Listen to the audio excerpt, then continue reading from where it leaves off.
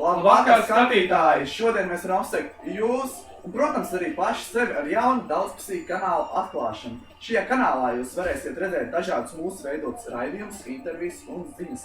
Šajā vietā, kur atrodas mūsu svētku platu, sēdēs kāds cilvēks, kur mēs intervēsim un kuram mēs uzdosim daudz dažādus jautājumus. Ik pa laikam notiks konkursi, kuros varēsiet piedalīties jūs, mūsu dārgie skatītāji. Par to jūs tiksiet informēti mūsu lapā, kuras links atrodas zem šī video. Taču tagad par pirmo konkursu jūs pastāstīs Kārlis Tauriņš. Pirmais konkurss sāks šodien un norisināsies pat līdz 24. decembrim. Šajā konkursā jums ir jāiesūta fotogrāfija, kurā esat attēlots jūs ziemā. Labākās bildes autoram būs balvas, taču tās mēs pagaidām paturēsim noslēpumā. Vēl es vēlējos pieminēt, ka šodien norisinās labdarības akcija Eņģeļi pār Latviju, kur jūs varat vērot kanālā LMT. Aicinām arī jūs piedalīties šajā akcijā ziedojot šiem bērniem ar īpašām vajadzībām. Darīsim Latviju skaistāku un vienotāku.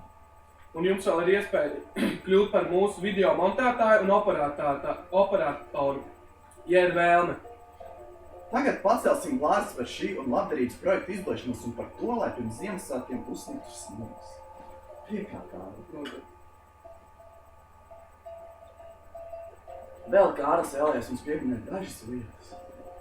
Būtu jauki, ja jūs mums sekotu draugos.lv, Twitterī, ēsk.fm, uzdotu jautājumus un padodiet ziņu draugiem tālāk. Paldies par uzmanību!